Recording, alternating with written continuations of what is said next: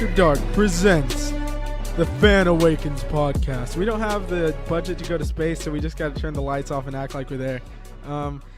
Welcome. This is the Fan Awakens. We are here to talk about Star Wars, gush about Star Wars. Maybe spend an hour on why Salacious Crumb is maybe the best Star Wars character of all time. Wow, you got me there. Just to give you my top 5 Star Wars characters that don't get enough credit all time. Salacious Crumb, Coleman Trebor, Coleman Trebor, however you want to say it, Lobot, Watto, and this may be, a bit controversial here.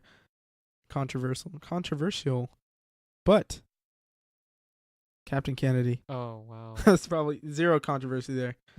But yeah, man. That's the final list? That's the final list, yep. Wow. We may have to throw in the youngling as well. Oh, and, that in episode youngling? 3 when that kid, I used to have his action figure. I can't remember the damn name. You had that his action kid figure. when no, yeah, the kid at the Jedi Temple when Anakin's executing Order 66, and what is his name? He had a name? Jimma.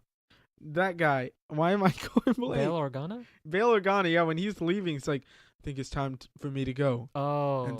No, they're like, I think it's time for you to go.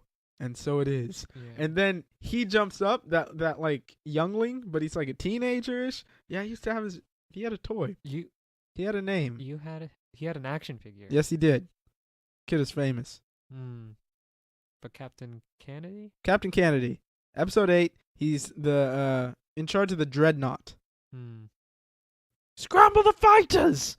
Wow. 5 bloody minutes ago. But yeah, man, how you doing? I'm doing well. I've been meaning to say hello there Hello there. for quite some time. General Kenobi. Hmm. That wasn't Grievous. I don't know what that was. Hmm. But speaking of Obi-Wan Kenobi, I have a take for you. This is, we don't think we're getting that Obi-Wan spinoff anytime soon now. I hope that we go to Star Wars Celebration in April and they just go, boom, were you looking for this? And it's Obi-Wan right there, Ewan McGregor on stage. I would probably actually cry. Real tears. I didn't think about that. I didn't think about that possibility. Yeah, imagine this. We're at Star Wars Celebration Chicago, 2019. We waited in line all night. We go expecting, we expect some small talk with your boy. Who would that be? Wicket? Come on. Who? I'm dodging this because I can't think of his name right now. Oh. Warwick Davis. There we go. Oh, him. Warwick. Oh, my We're going to go in there expecting some small talk with Warwick Davis. We're sitting there, wiping our eyes. It's like early in the fucking morning. Kathleen Kennedy comes out and goes, boom, were you looking for this? Ewan McGregor jumps down from the rafters and goes, hello there. Bam. Obi-Wan Kenobi spinoff. But here's my pitch. Most people want Obi-Wan to fight Vader, Everybody's like, not Obi-Wan. Yeah, we already had that. I meant Mace Windu. Everybody thinks Mace Windu's going to come back. He didn't die. I think that they should bring him back as well. But I think that it's Obi-Wan that should fight Mace Windu. Oh. Because unexpected. People don't expect it. I think you get an Obi-Wan movie. He's watching over Luke, a young, maybe toddler Luke. Maybe we can go throughout the years. I don't know exactly. But I do think that I want Mace Windu to survive. I think over the years he's discovered that Luke and Leia are his children. And I think he comes for Luke because he'll be the easier one to snatch. He's just on a farm. He's not royalty, I think he wants to come take Luke and use him as leverage over Vader to get his revenge. For all those years ago during Order 66, Obi-Wan is the only thing that stands between Luke and Mace Windu. And I think that over the years, Mace Windu has become similar to how Darth Maul. Darth Maul was already bad, but just fueled by rage, Fueled by rage, completely ditched the Jedi Order because, Mace Windu's always kind of channeled the darkness through him to make himself stronger. Oh, that was actually... That's the thing. Because I remember we had a discussion Yeah, he's not afraid of the dark side. How powerful Mace Windu was. Yeah, he's the difficult Vapad fighting style. Oh, wow. Now that is some knowledge for you guys out there. But no, seriously, like he uses the dark side and channels it through himself and he basically he kind of flirts with the line there, similar to Qui-Gon Jinn in a way. But I do think that it would be really intense to have, and I think there would be a great dialogue there between Obi-Wan and Mace Windu, reflecting on what happened in Episode 3, reflecting on how Mace Windu was right the whole time to be suspicious of Anakin, even though Obi-Wan kept reassuring him. And that was, Obi-Wan was blinded. Anakin was family to him. It was sort of Qui-Gon's last wish to raise him and train him. So I understand, but I do think that it would be a really, really, really intense fight, a really intense exchange between Obi-Wan and Mace Windu if they were basically fighting over Luke. So you think? So this is like basically you're dropping a premise of what this movie should. Yeah, probably like be if I could go to Lucasfilm right now Mm. and have 5 minutes with Kathleen, this is what I'd give her. Yeah, I mean, I'm all on board on this because I've only seen the movies. Of course. Mostly, and the movies and, well, Clone Wars. The Clone Wars, show, yep. Rebels a little bit, and I haven't finished Rebels, but I've seen most of it. Yes, sir. And so my knowledge of the strength and how powerful Mace Windu. But, he lost an arm, so clearly maybe he doesn't have an arm still. Maybe he's gotten a robotic arm. I don't know. But I do think that a lot of times Mace Windu fights with one hand anyways. So I think it would be interesting to see, kind of a grizzled, hermit-looking Mace going against this hermit-looking Obi-Wan. But, I don't think we'll go that far after Episode 3 for this. Because we don't want to get into Alex Guinness territory. Oh. And I think that Ewan McGregor's age right now is perfect. Just gray him up a little bit. And I do think that because everybody expects Obi-Wan to go maybe track down Vader or just stay on. I think it'd be so boring if he just stayed on Tatooine I was about to say, fended off Tusken Raiders. I would watch it. I would wait 10 hours in line to watch it. But I do think that this Mace Windu angle is the best angle to take for an Obi-Wan movie. Wow. I mean, you know more about this, and I don't really know in terms of how many survived or what's the. Well, we really don't know that either yet. They are releasing that game though, Fallen Order, I think it's called. It's about a youngling, not a youngling. He's a Padawan that escaped the Jedi Temple, and he's basically on the run trying to survive Order 66. I assume he's gonna die by the end of it, probably by Vader's hand. But yeah, I mean, we have a lot of exquisitors. What are they called? Inquisitors. Yeah. Yeah, Vader's basically legion of killers that track down Jedi that survived that attack. But also, I mean, maybe we could get a fight between Vader and Obi-Wan still, but I do think that it's going to be one or the other. Either Obi-Wan fights Vader or Obi-Wan fights Mace. We may get Vader in there. We may have his lingering presence, but I honestly would kind of like Vader to stay out of it. Maybe we'll get another movie down the line. Or who knows, with the streaming service, they're announcing some really big projects. I wouldn't be shocked if we had an Obi-Wan series. I just thought about that, though. They gave Loki a series, Scarlet Witch a series. Those are big players in the Marvel Cinematic Universe. So who's to say that if they're not giving us an Obi-Wan movie, we're not going to get an Obi-Wan series? A limited series, you would think? Or yeah, like an 8-episode arc kind of thing. Wow, that would be... I'm just saying, look, check this out for the Obi-Wan movie. We know Ewan McGregor's on board if they gave him the call. Samuel L. Jackson continually always says that he wants to come back. Last year at Celebration, he made a point on a video to say that he wants to come back. Yeah. I know that Joel Edgerton, he played Uncle Owen, the young version. He said he'd love to come back recently in an interview. If they ever do an Obi-Wan movie, he'd love to reprise his role as Uncle Owen. All right, as a quick side question, what's your opinion on Klieg Lars? I'm Klieg Lars, Shmi's husband. Klieg Lars, I think that if you really, I don't want to do this because I just gave you my top 5 right there, but Captain Kennedy's out. Klieg Lars is in. Wow. He tried to save Shmi, put it all on the line, lost his leg. You know what? That's a hero. You heard it here That's first, a hero. folks. Klieg Lars You heard it here. is the true hero of Star Wars, right behind R2-D2 and Wedge Antilles. It is Klieg Lars. He freed Shmi from slavery, although she just got enslaved again, basically. Oh. By the by the Sand People. Oh, wow. But, Wow. he did his best. What did Anakin do, huh? Too little, too late. That's what I say. Oh, okay. I'll come back for you. Yeah. When you're dead, Well, he was busy, wasn't he? Yeah, well, maybe he could have said, "Hey, Obi-Wan, you think we can go free my mom?" Aren't there some bit of sacrifices those yeah, Jedi's have to like, make. Jedi can't have attachment, but when did that ever stop him? Obi-Wan had Duchess Satine, man. He was ready to leave the Oh, order. here we He go. said, "Had you given me the word, Mm, I would have left the order." mm, Ah, Obi-Wan. That's wow. exactly how it went. Obi-Wan was ready to go for a girl. He can't save his friend's mom? Mm. I don't know about that one, Chief. Okay, well, when it comes to Darth Vader, I mean, I haven't had too much exposure to what he does. Well, I've seen Rebels, I think that's He where he he's takes Vader. some back to baths.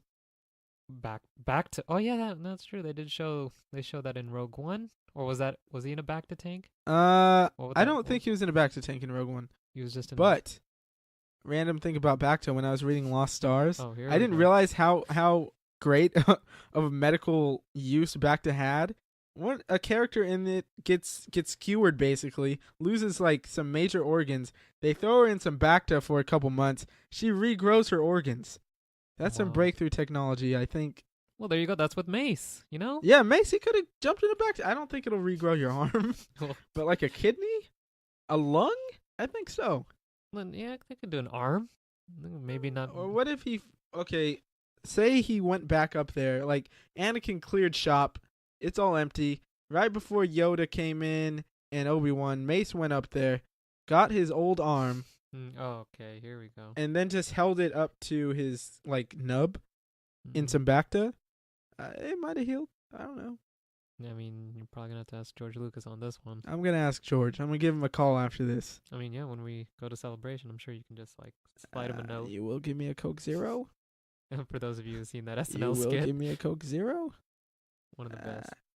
I think George spent too much time on that ranch. Spent too much time on that ranch. Well, Love George. Can't wait for his museum. he has a museum coming out. Yeah, man. He was searching for a couple years to find a spot. It was between LA and San Fran. He Mm. couldn't find a good plot. Finally, something opened up in LA. It looks like Padme's ship from like in episode 2. You remember she had that really shiny ship, Yeah. got blown up. Oh. Keira Knightley died. Well, basically, it kind of looks like that. It's going to be a big, shiny building with all of his memorabilia, his personal collection from his film Star Wars, Indiana Jones, Oh. American Graffiti, all that kind of stuff. Wow. Now that'll be something. I'm glad it's here. So. Here's a fun fact for you. Oh wow. What do you got for us So, now? Magnum PI was almost Han Solo. Oh. Harrison Ford had done American Graffiti with George Lucas before Star Wars came out. He was doing some carpentry work at the studio where George Lucas was interviewing people for Han Solo and other parts. Wow. And he had Harrison Ford come in and read with them for the part. Just like read with the guys trying out for Han Solo. Turns out he had the sauce. Oh. Snatched him up. He became Han Solo by mere luck, basically. And I think this all leads back to me saying carpentry will get you a job in Hollywood. Wow. Well, there you heard it here, folks. I do believe that. I mean, they need sets built. Oh well. Speaking of sets built, Last Jedi. 220 sets? Yeah. around Physical there. sets? That thing is insane, man. I think it's like perhaps a record. In terms I think so. like, what other maybe. movies could possibly? That's the thing about Star Wars, man. So many they blend practical effects with CGI effects extremely well. And yeah, if you watch the Director and the Jedi special feature if you can. It's on the Last Jedi Blu-ray. Spectacular. Yeah. Even if you don't like the movie, just watch it. Maybe you'll get some appreciation from that. Seeing the process more in depth. Maybe not, but it's Okay, worth a here. shot. I'm gonna drop something on you right now. Oh, what's that? All right. I'm gonna need you to talk about your love for Obi-Wan. Obi-Wan. Since what have you thought about him? What do I think about Obi-Wan? Since his journey, his Dude, arc, him. Wait a minute. Claudia Gray, for those of you who don't Okay, know, Here we go. I've never been a big book reader, okay? I can attest to Yeah. that. Well, I decided to try and really get into Star Wars canon. Started with Claudia Gray, Lost Stars. And ever since then, I've been hooked. I've been hooked into Star Wars canon, but none of the books come close to the trilogy that Claudia Gray's came out with. That's Lost Stars, Leia, and Bloodline. And they recently announced she's doing a Obi-Wan Qui-Gon Jinn prequel book. Oh. That's money already spent. Yeah. Money already spent. I'll buy the hardcover. I'll buy the paperback. I'll buy it digitally. If I can, I'll buy it in Braille. I'll buy it in every form I possibly can. Mm. That's how much I love her writing. Wow. But yeah, Obi-Wan. Obi-Wan, he's smug. He's witty. He's the high ground. He's the high ground. He is the high ground connoisseur. Mm. That's why. Did you see that pop they made? It was like the scene pops they have, where it's like a scene from a movie. They make it into a pop. You got Obi-Wan and Anakin on that platform on Mustafar when they're fighting that final fight. Yep. Anakin has a high ground. Kind of bothers me. Oh. Kind of bothers me. Mm. I mean, everybody knows it was short-lived. I'm sure he must have had the high ground at a moment.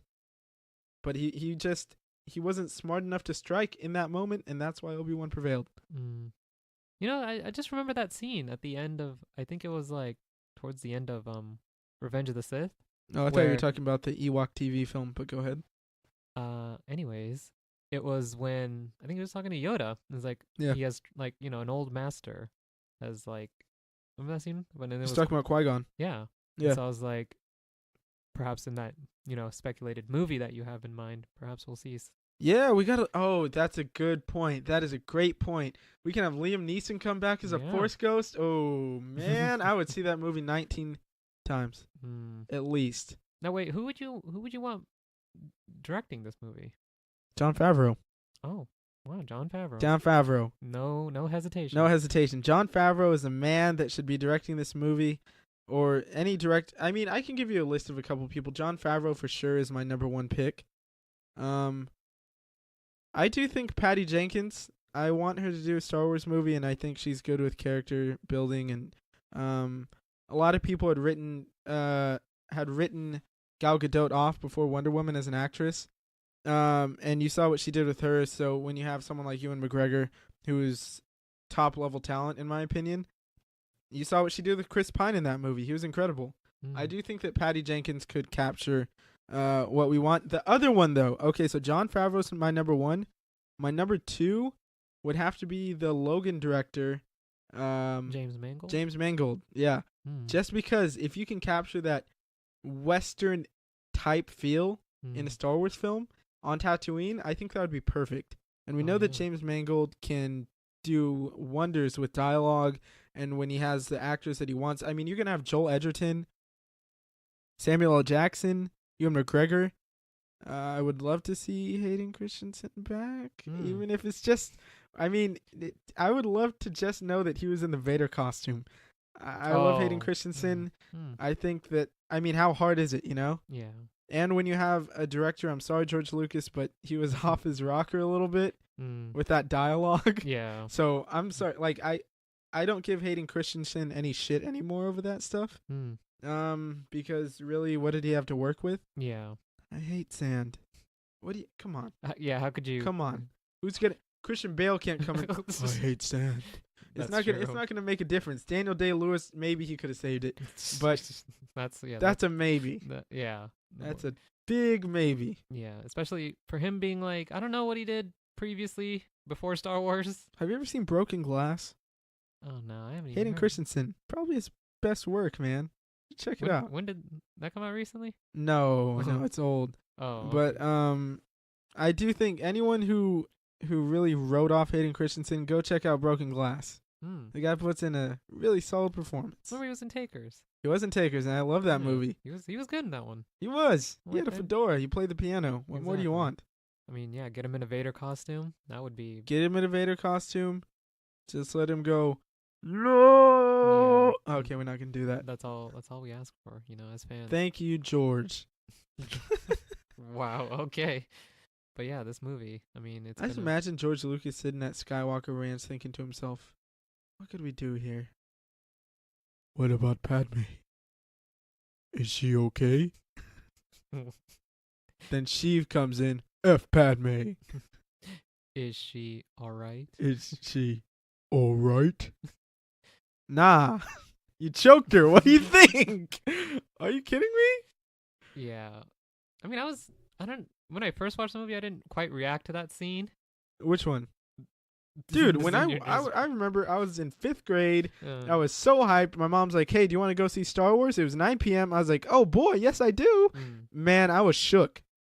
I was shook. I had to Shook see in my what two way? heroes collide. oh yeah. And I had seen the prequels, I mean the original trilogy Mm. before, so I mean, I guess I knew Darth Vader and Anakin were one, but my young mind wasn't thinking about that. I was just thinking, oh man, Anakin and Obi-Wan teaming up again. Oh, wow. And I mean, I saw the poster. I know Vader's in there. It just it hit home, you know. Yeah. I don't get to talk about this much. Wow. Yeah. But yeah, you know, it just it really tugged at the heartstrings for me. And then as time went on, you know, people bash on it over and over and over. Things start to stick out. I still really enjoy them. Yeah. But thanks to the meme community and the internet, it is sometimes it's hard. Yeah. It's hard to, some scenes are really difficult to watch. But we can't not touch on the you know the scene in Utapau when Obi-Wan meets with Commander Cody. They're talking No. and the battle's ensuing, and someone Yeah. freeze framed it and showed the clone punching a droid. Oh my gosh. Who needs guns when you have the what was it? The The hands of cloned hands Jango. of Jango Fett, Exactly. and he's throwing a punch. Oh man, I forgot about that. Yeah, but if you, yeah, I mean that's probably something, if you look into watch these movies and you pay close attention to the background, you may come across a few characters. Jar Jar, No, you saw in some big doo doo this time. there you go, George Lucas. Once again, ladies and gentlemen, George Lucas. George Lucas is a I gotta watch my. He's a talent. That's He's a very creative mind. One of the best idea men Hollywood's ever seen. Just not great at dialogue. Yeah. We'll just put that out there. Hmm. And well, who is? You know, I mean, Steven Spielberg. Yeah, maybe. that's a James Mangold. Maybe. Yeah. that's, John Favreau. Perhaps. That's a comparison. Chris Nolan. Yeah. Hmm. But do they got the ideas of George? Yeah. Maybe some of them. But yeah, Star Wars. You know. Yeah. Let me No. real talk though. Who are your top 5 characters off the top? It might change in 5 minutes, but who are your top 5? Right now. Yeah, right now I'm gonna go first. All right. All right. Han Solo, Princess Leia Organa, Hmm. General Leia Organa. Love them both. Hmm. R2D2, Obi-Wan Kenobi, and of course number 1, with everyone, right? Rey. Wow. Rey's got to be number 1, right? Yeah, What- maybe not for a lot of What's people. your favorite line of hers? I'm Rey. There you go. There we go. From Force Awakens. That's it.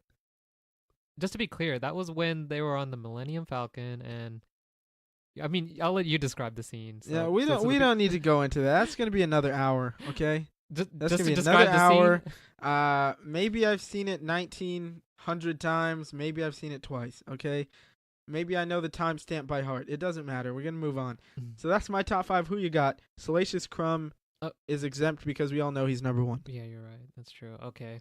Well, it's hard to pick 5. I mean, I love Vader and Darth Maul, and I like Han Solo and Princess Leia. I mean, are we rhyming here? Are we doing Dr. Seuss? Who are your top 5? It's hard. Well, We I ain't guess gotta I'll go say, in order. We yeah, don't I'll gotta say, go in I'll order. say here. in no particular order. Yeah. But I'll drop those 4 names right now. I go with Han Solo and Princess Leia, Darth Vader, Okay. and Darth Maul. Okay. Then of course number 1. He Rey. said Jar Jar Binks. Oh wow. Who? Good thing. Good. I said Rey. Oh, Rey. Of Yeah. course it's Rey. Come on. I got her lightsaber. You I got got- yeah. I got her lightsaber. You can't. I don't think that you can be a fan of Rey and not have her lightsaber. It's. I think you would have the death sentence in 12 systems. Oh, wow. If you- What's your favorite system, by the way? My favorite system? Mm-hmm. Probably the Milky Way. Is that something? I guess for the sake of time, I would love for you to talk about your adventures you've had when you went and met Rey. We're not gonna get into that one. That's I don't for think we're gonna get to that. next time. For the next podcast, We'll see. we'll We'll see. I don't know if you gotta let the people know. You I gotta don't let the think people the people know. need to know that one, okay? I had a character in mind. I spent all night making up this character. So when I met Rey, we could see if she was the real Rey or not, and I can confirm that she was the real Rey. She was prepared. I said I was on an urgent mission from the Ilenium system sent from General Organa. I have an urgent message. It went from there. There was a lot that went into it. No time here today. But in that is episode 1 Wow. of the Fan Awakens podcast. Mm. And this was really us just getting up here talking about Star Wars. Who knows what it could be. But I do think that we're going to have more structured episodes moving forward. Yeah. Maybe not. Sometimes we're just going to talk about why R2-D2 beeps a certain way and BB-8 beeps a certain way and C-3PO speaks. Yeah. I'm sure people have discussed that. Yeah. C-3PO. Human cyborg relations. Do you find it odd? I never really thought about this. One more thing. Did you find it odd that Anakin built C-3PO? You know, I didn't. And Darth Vader, he built him, you know? I Yeah. don't know about that one. What do you mean you don't know about it? I mean, if you watch them in order, if you were to start with episode 4 and you just have these 2 droids and they're with Leia, and I feel like he's got a lot of memory in that bank that he's not sharing. That's kind of messed up, you know? Yeah, when you put it that way, I feel like I don't know. You're gonna have to talk to. We'll talk to Anthony Daniels. Yeah, we're gonna talk to Anthony Daniels about that one. Mm-hmm. But we will be at Star Wars Celebration 2019. Mm-hmm. Chicago, April 11th through the 16th, I believe. I think so. First Star Wars Celebration for both of us. First convention, actually. That's true. Yeah. Unless we go to something between now and then. Mm-hmm. But that's all I got for you, to be honest. Wow. That's the fan awake. The fan has awoken. Mm-hmm. We are here. Yep. Probably gonna take a nap after this. Oh, well, okay. But then the fan will awaken again after about 20 minutes. Yeah. True. So with that, this is a weekly show. You can find us at Phantom Movies on Twitter and Instagram. You can find us at Phantom Movies on YouTube. We'll be posting this podcast and our Movie Talk podcast on the podcast channel on YouTube. And thank you so much for listening. We'll see you next time.